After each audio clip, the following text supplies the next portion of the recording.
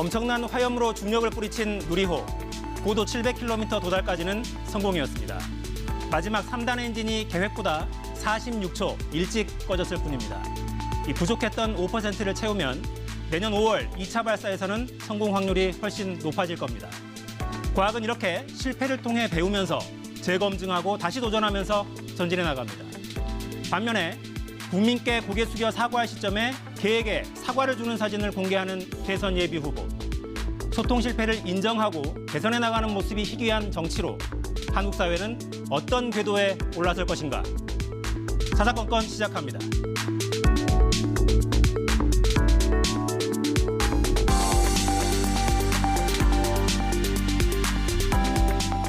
네, 여의도 사사건건 현근택 전 이재명 캠프 대변인, 장성철 대구 가톨릭대 특임 교수와 함께하겠습니다. 어서 오십시오. 안녕하세요. 네, 먼저 영상부터 볼까요? 윤석열 국민의힘 대선 경선 후보 이 전두환 발언에 대해 어제 사과를 하긴 했는데요. SNS에 올린 사진 때문에 논란이 가라앉지 않고 있습니다. 영상 보겠습니다.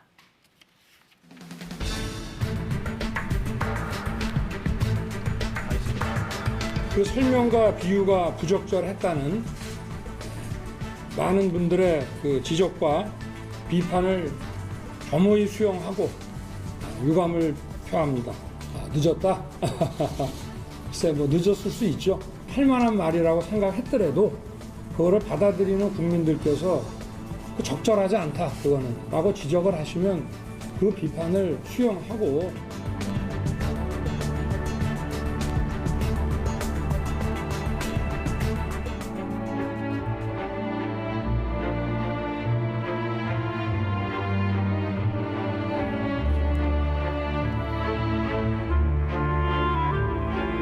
이준석 대표는 상식을 초월한다면서 착잡하다 이렇게 평가했고요.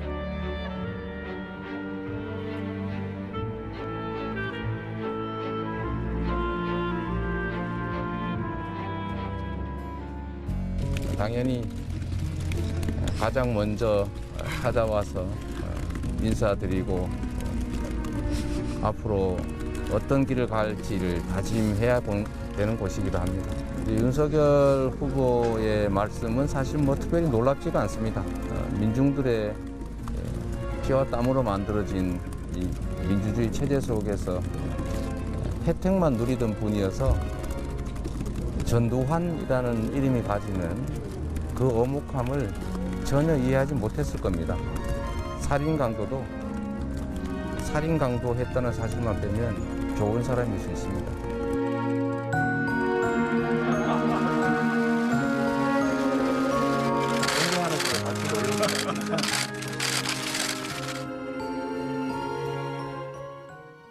네, 사과를 분명히 하긴 했는데 문제가 된 거는 뭐 대부분 보셨을 텐데 사진을 다시 한번 좀 보겠습니다. SNS에 이런 이미지를 올렸어요. 윤 총장이 집에서 키우는 반려견이죠. 토리에게 인도 사과다. 파란색 사과를 건네는 사진이 오늘 0시쯤 올라왔다가 1시간 반쯤 공개됐다가 삭제가 되긴 했고요. 다른 사진도 있었죠, 그 전에. 돌잔치 때 사과를 집었었다면서. 공교로운 건지 의도한 건지는 잘 모르겠습니다만.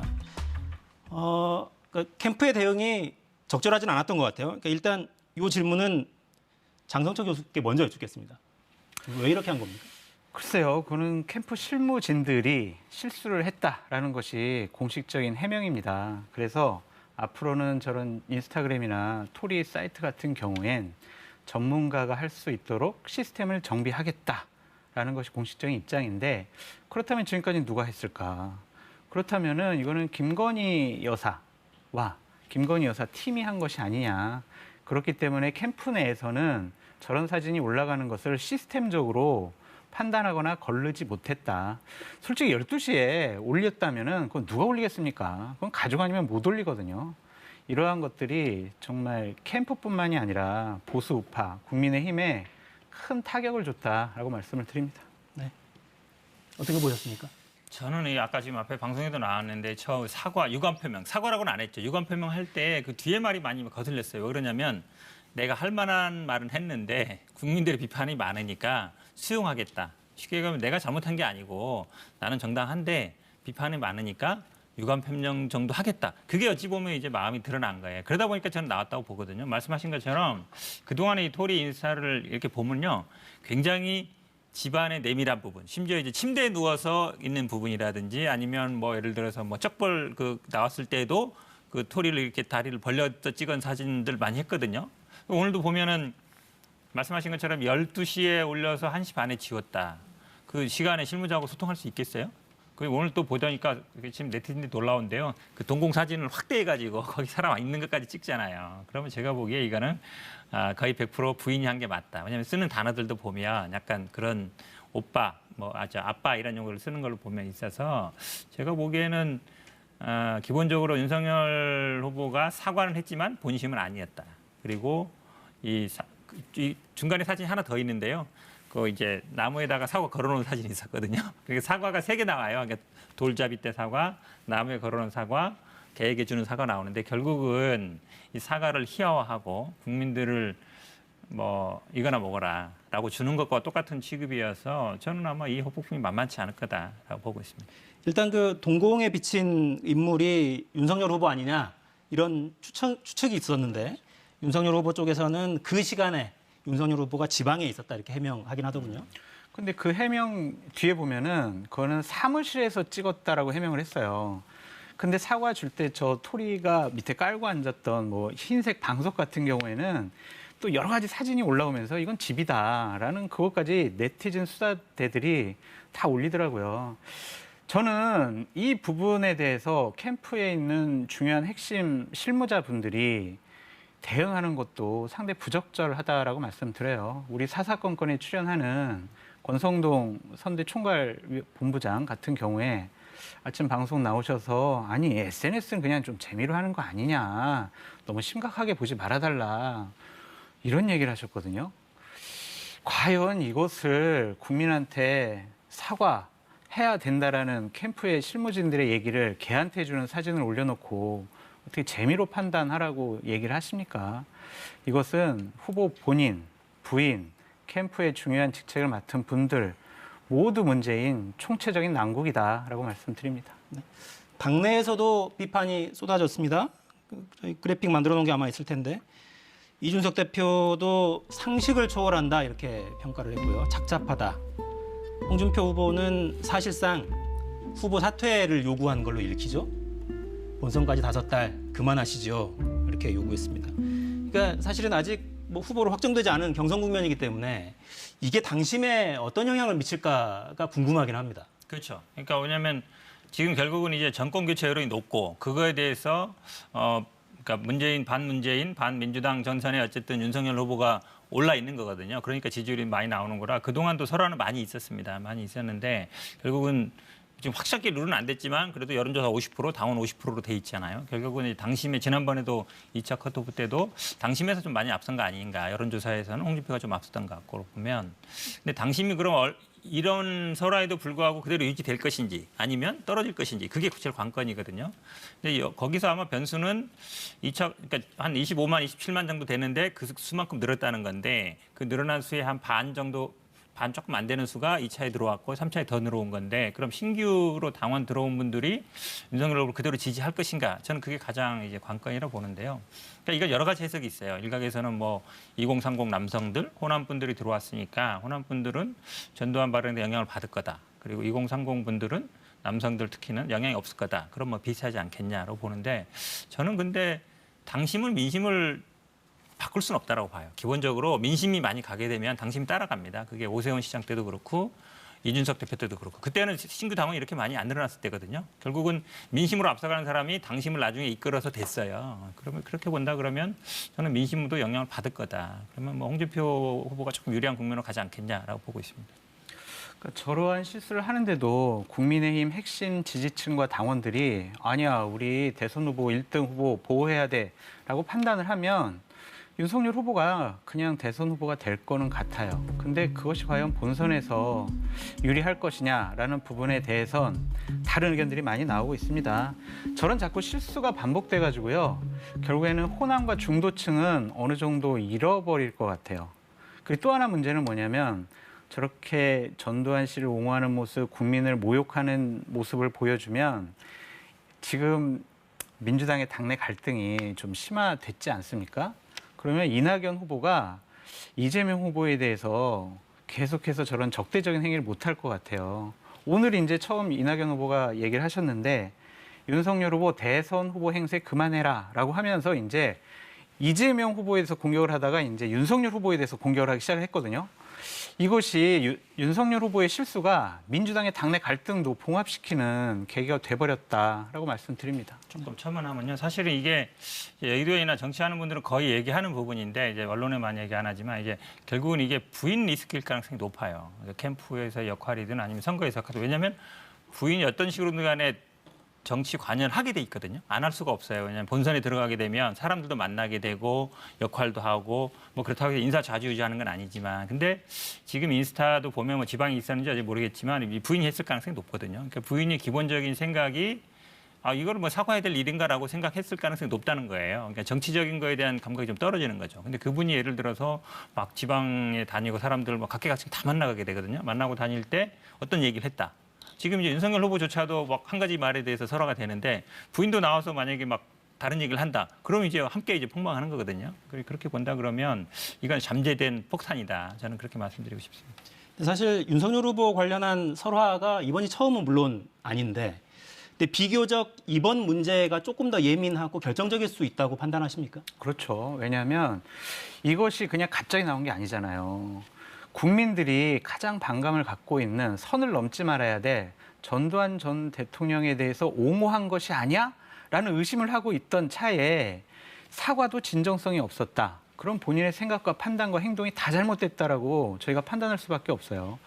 저는 계속 보수 우파 쪽의 계열에서 정치를 해왔고 지금도 정권 교체를 원하는 사람이지만 윤석열 후보와 같은 윤석열 후보 가족이 저런 판단과 생각을 하고 있다면 만약에 윤석열 후보가 국민의힘의 대선 후보가 되더라도 제 스스로 과연 윤석열 후보를 지지할 수 있을까라는 생각까지 들 정도로 이번 사건은 너무나 창피하고 부끄럽고 오히려 제가 시청자 여러분들께 사과를 드리고 싶어요. 정말 죄송하다는 말씀을 드리고 싶은데 결국에는 국민의힘 핵심 당원들이 어떻게 판단을 하느냐가 문제예요. 이제 11월 1일 날 이제 앞으로 한 열흘 정도 남았는데 그때 당원 투표가 시작됩니다. 국민의힘 지지층에 제가 말씀드리고 싶은 거는 계속 본선에 가서도 저렇게 말 실수하고 또 여러 가지 행동 실수하고 불안한 후보를 선택을 해서 정권 교체를 하는 길에 상당히 부담을 갖는 것이 옳은 것이냐. 어차피 좀 정권 교체에 대한 여론이 높으니 예를 들면 다른 판단도 한번 해보셔라. 홍준표 후보도 있고 유승민 후보도 있고 원희룡 후보도 있으니 너무 윤석열 후보가 실수하더라도 우리 1등 후보니까 감싸야지. 그렇게만 생각하지 마셔라 라고 한번 말씀드리고 싶습니다. 네. 근데 마침 또 이렇게 논란이 되는 와중에 이재명 후보가 5.18 광주 민주묘지에 오늘 참배를 했어요. 계산된 행보입니까? 아니면 예정돼 있는데 우연치 않게 맞아떨어진 이게 어느 겁니까? 정도 예정돼 있던 거예요. 왜냐하면 사실은 이제 민주당 대선 후보에 있어서 광주 찾아가는 건 너무나 당연한 거고 그 다음에 이제 봉화마을 찾아가는 것도 어찌 보면 당연한 수순입니다. 그리고 이걸 마치 왜냐하면 지금 이재명 후보 입장에서는 여러 가지 앞두고 있죠. 일단 이낙연 후보도 만나야 되고 문재인 대통령도 만나야 되고 그 다음에 이제 후보직 사퇴하고 그 다음에 선대위를 구성해야 되는데 저는 아마 선대위 구성해서도 또 갈 수도 있을 것 같습니다. 왜냐하면 결국은 정치인들이라는 게 본인의 텃밭 지지 기반 여기를 우선 지키는 게 우선이거든요. 그 다음에 이제 확장하는 게 우선이기 때문에 당연한 수순이었고 처음부터 정해진 거다. 아마 윤석열 후보 이 발언이 아니었다고 저는 찾아갔을 걸로 보고 있습니다. 그러니까 저렇게 이재명 후보가 전두환 전 대통령 비석을 밟고 저런 행동을 보니까 역시 이재명도 안 되겠구나라는 생각이 들어요. 대선 후보 아닙니까? 그러면은 혐오와 갈등의 정치를 하면 안 돼요. 예전에 우리 큰 정치인이셨던 김대중 대통령, 김영삼 대통령 저런 행동을 했을까요? 저런 본인들에게 다가온 여러 가지 어려움과 갈등을 치유하고 포용하고 그런 큰 정치인의 모습을 보였을 거예요.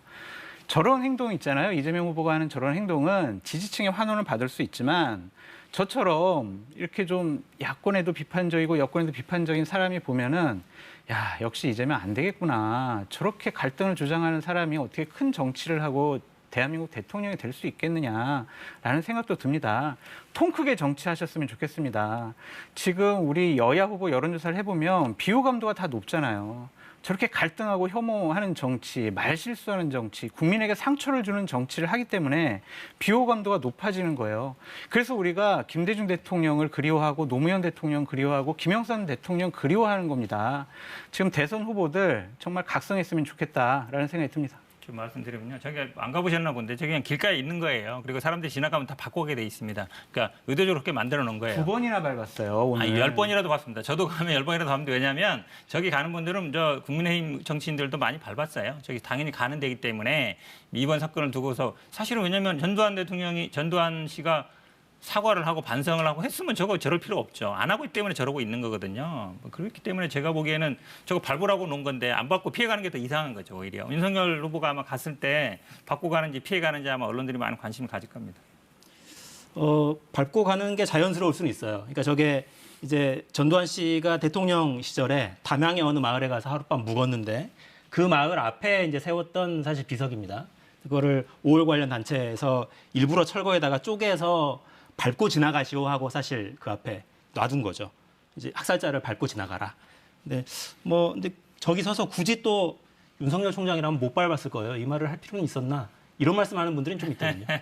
아마 유의식에 보겠죠. 왜냐하면 이게 논란 재청 단계 자체가 5.18과 군사 쿠데타를 빼고는 잘한 게 많다. 그리고 사과할 때도 흔쾌히 사과 안 했거든요. 그렇게 본다 그러면 저는 그 얘기 충분히 할 수 있다고 봅니다. 지금 시점 문제 되는 것이고 자꾸 그거를 밟는 거를 문제 삼는 것 같은데요. 저거 제작한 것 자체가 받고 가라고 만들어 놓은 거예요. 근데 그걸 안 받고 예를 들어 피해가면 더 이상하지 않아요? 그리고 모든 언론이며 정치인들이 저기 가면 한번 딱 섰다가 받고 갑니다. 그게 어쩌면 상징성이 있는 거예요. 그러라고 만들어 놓은 건데 그거를 안 받고 간다. 피해 간다는 게 오히려 더 이상한 것 같습니다. 제가 보기엔. 그러니까 장 교수께는 이 질문 한번 드려야 될 것 같네요. 그러니까 전두환 씨에 대한 우리 사회의 역사적인 평가는 이미 끝나 있는 것 같아요. 네. 공과를 따져서는 안 된다고 생각이 들어요. 네네. 그러니까 전직 대통령 다 공과를 우리 따져야 된다고 하는데 국민에게 총뿌리를 겨누고 국민을 죽인 분입니다. 그런 사람을 어떻게 우리가 대통령으로 인정을 하고 정치인으로서 공과 있다라고 얘기를 할 수가 있겠어요. 그러니까 그렇기 때문에 그 비석 상징물을 밟고 지나간 게 국민 통합을 저해하는 것인지 이 질문을 제가 좀 드리고 싶은데요. 그러니까 지금 국민들이 좌우 진영으로 나누어서 서로에게 되게 적대심을 많이 갖고 있잖아요. 적어도 대통령이 도전하는 분이라면 양 진영의 국민의 마음을 다 보듬고 감싸안고 갈등을 치유하는 그런 통 큰 정치를 하는 모습을 보여줘야 된다라는 생각이에요. 이재명 후보가 저런 일을 한 거 지지층에서는 엄청나게 환호받을 거예요. 박수 받고 속 시원하다 잘했다 이렇게 느끼겠지만 중도와 국민의힘을 지지하는 층에서는 역시 이재명은 안 되겠구나 그런 생각 가질 겁니다. 자기 진영의 지지만 갖고 대통령 될 수 있습니까? 저것은 스스로 지지의 한계를 되게 왜곡 축소시키는 그러한 퍼포먼스였다라고 말씀드립니다. 저는 어떻게 보고 싶냐면 사실은 어찌 보면 이제 국민의힘이 가장 넘어야 될 강이 탄핵의 강이었거든요. 박근혜를 어떻게 넘을 거냐 했는데 이제 그 전으로 간 거예요. 한마디로 얘기하면 5.18을 어떻게 넘을 건가. 마치 지난번에 괴뢰 집단 이러면서 김정인 비대위원장으로 무릎 사과도 이러면서 넘은 거 아닌가라고 생각했는데 지금 보니까 이제 못 넘은 거죠. 다시 보면. 그래서 이게 점점 시기가 거꾸로 가고 있구나. 앞으로 가야 되는데 저는 사실은 그냥 호남이 인구가 적고 지금 윤석열 후보도 보면 경선 끝나서 가겠다 이렇게 얘기하는 거 보면 거기는 어차피 내 지지 우리 당 지지 별로 없으니까 무시해도 되겠다 이런 생각이 딱 느껴져요. 어차피 인구 많지 않고 이러니까. 근데 그거 자체가 약간 소외하고 차별화하고 약간 지역을 가르고 이런 인식이 있는 거거든요. 그러니까 저는 5.18을 광주 호남 분들의 문제만으로 한정시키더라. 그렇게 약간 사과할 때도 호남 분들 그렇게 얘기한다는 거 보면 역사 인식이 좀 부족한 거죠. 왜냐하면 광주나 5.18의 문제가 단순히 전두환 군사 됐다가 호남 사람들의 문제는 아니잖아요. 대한민국 민주주의 문제이기 때문에 좀 저는 기본 인식의 문제가 있다라고 보고 있습니다. 그러니까 아마 가장 뼈아픈 지적이지 않을까 싶어요. 근데 국민의힘 층에서는 이미 5.18을 뛰어넘었어요. 당연히 5.18은 민주화 운동이고 우리 대한민국의 인권과 민주화를 앞당긴 숭고한 희생의 바탕이 된 것이다라고 다 인식하고 있습니다. 윤석열 후보가 좀 부적절하고 잘못된 얘기를 한 것이다라고 말씀을 드리고요. 민주당 같은 경우에는 조국의 강을 넘으시라라고 말씀드리고 싶습니다. 네, 갑자기 조국 전 장관 것도 아니고 지금 출마한 것도 아니에요. 후보도 아니고. 요건 한번 짚어보죠. 그러니까 호남 지역의 반발은 돌이킬 수가 없는 상황인 것 같고, 그러니까 학살자가 정치는 잘했다. 호남의 정서로는 그렇게 말한 거여서. 근데 이 유탄이 오히려 호남 쪽의 지지세가 좀 강해 보였던 네. 홍준표 후보한테 튀는 거 아닌가. 그러니까 당이 손해보는 건 물론이고 그런 분석도 있더라고요. 글쎄 그럴 것까지 우리가 확대 해석을 해야 될까요? 한번 객관적인 데이터를 나온 걸 한번 보고요. 당이 되게 어려워질 것 같아요. 그러니까 호남에서도 예년과는 다르게 지지율이 좀 높아지고 있었고 국민의힘이 계속 무릎 꿇고 사죄하고 보듬고 다가가려는 모습에 상당히 호응을 해주셨는데 물거품이 된 것 같아요. 그래서 내년 대선 본선에 상당한 부정적인 영향을 끼칠 것 같아서 상당히 걱정입니다. 네. 그래서 이준석 대표도 바로 선을 긋는 것 같긴 합니다. 그러니까 대리해서 간 거죠. 그러니까 윤석열 원래 후보가 가야 되는데 본인이 가고 사과도 본인이 가는 건데 결국은 저는 이 윤석열 후보 얘기 중에 어떤 얘기를 들었냐면 그렇게 말하는 호남분도 많다. 계속 그 얘기를 했거든요. 그러니까 내 얘기 생각이 아니라 그렇게 얘기하는 사람도 있다. 그러면 과연 누구한테 얘기를 듣느냐. 우리가 이게 뭐 천공 스승인지 그분 얘기했던 것처럼 주변에 누구 얘기를 듣느냐 이 생각을 안 할 수가 없는 거예요. 그러니까 호남의 일반적인 정서를 얘기하고 있는 거거든요. 그럼 이런 사람 저런 사람 물론 있어요. 근데 제가 보기에 말을 듣는 사람들이 좀 편향된 사람들인 거예요. 물론 그런 사람이 있을 수 있죠. 근데 일반적인 정서는 그렇지 않거든요. 그러면 그 주변에 핵심적으로 아니면은 얘기를 듣는 멘토라든지 주변 얘기 듣는 사람들이 굉장히 좁거나 아니면 편향된 시각을 가진 사람일 가능성이 높다. 그러면 국가를 이끌어가는 지도자가 그런 분들의 얘기를 듣는다? 그러면 당연히 위험하지 않겠냐 이 생각으로 연결될 수밖에 없는 거예요. 저는 국민의힘 지도부에 대해서 좀 한 말씀 드리고 싶어요. 그저께 보면은 이준석 대표가 여수에 내려가서 또 뭐 사죄하고 참배하고 막 그런 일을 했는데 김재원 최고위원은 또 최고위원 회의 때 아니 전두환 대통령한테 무슨 집값 잡는 것을 문재인 대통령은 배워라 이런 식의 얘기를 했거든요. 이러한 저런 부적절한 발언을 수습해야 될 최고위원들이 또 지도부 회의에서 그렇게 또 국민의 마음에 불을 지르는 얘기를 했습니다. 지도부들이 더욱더 중심을 잡고 수습을 해야 된다라고 다시 한번 말씀드립니다. 네. 조금 첨언 하면 자꾸 얘기하게 되는데요. 왜냐하면 뭐 정치라는 게 뭐 재밌는 얘기하는 거니까. 저는 윤석열을 어떻게 할 수 있는 사람이 없다고 봐요. 국민의힘이 지금. 이준석 대표를 무시하는 게 아니고요. 이준석 대표의 정치 경력이나 뭐 나이로 봤을 때 윤석열 후보 입장에서는 어쨌든 압도적인 지지율이고 대부분의 국회의원, 다선 의원들이 대부분 가 있거든요. 근데 선거는 해보면 사실 후보자 얘기를 안 들을 수가 없어요. 그러면 이 캠프에 안 가 있는 다른 최고위원이나 아니면 이런 사람들이 그 중심을 잡아줘야 되거든요. 당대표랑 같이 해서. 근데 지금 보면 거의 국민의힘 입고로 윤석열 캠프처럼 돼버렸어요. 그러니까 쉽게 얘기하면 쓴소리를 하거나 이건 안 돼. 윤석열 후보가 이렇게 해야 됩니다라고 얘기하는 당 원로라든지 아니면 지도급에 있는 아니면 전직 뭐 대표라든지 국회의장 했던 분들이 아무 얘기도 안 나오고 있잖아요. 그러다 보니까 끌려가는 거거든요, 그냥. 그러면 이제 윤석열 후보가 거의 당을 장악한 상황이 돼버린 거예요. 그러니까 이준석 대표는 혼자 어쨌든 고군분투하는 것 같은데 이제 갈수록 힘이 떨어지는 거죠. 본인한테 따라주는 사람들도 별로 없고 최고위원들도 말씀처럼 김재원 최고는 이미 거의 가버린 것 같고 이러니까 저는 그래서 거의 이게 어찌 보면 당과 이 대선 후보 간의 관계 설정 문제인데 너무 빨리 가버린 거예요. 저는 좀 그런 생각이 듭니다. 네. 당 차원에서도 고민이 많겠죠? 어떤 해법을 찾아내는지 좀 지켜보시죠. 주말 사이에도 논의가 많을 것 같은데요. 주제를 좀 바꿔보겠습니다. 어제 검찰이 유동규 씨를 구속 기소했습니다. 영장에 기재했던 배임 혐의는 빠졌습니다. 국민의힘 지도부가 오늘 대검찰청을 항의 방문했습니다. 영상 보겠습니다.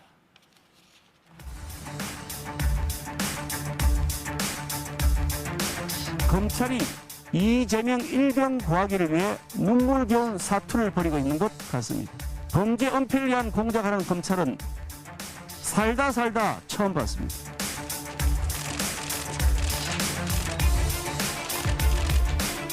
도대체 어떻게 대한민국 국민들을 이렇게 우롱하는 거예요, 검찰이요? 기소부장 검사 몇 년 했어요? 20년을 했습니다. 기소부장 그런 전례 있어요? 영장이 발부된 범죄 사실을 기소하면서 뺀 전례가 있냐고? 전례에 따라서 전례가 없는 이런 엄청난 짓을 해놓고 야당이 항의하겠다는데 5명이고 인원을 제한한다고? 네?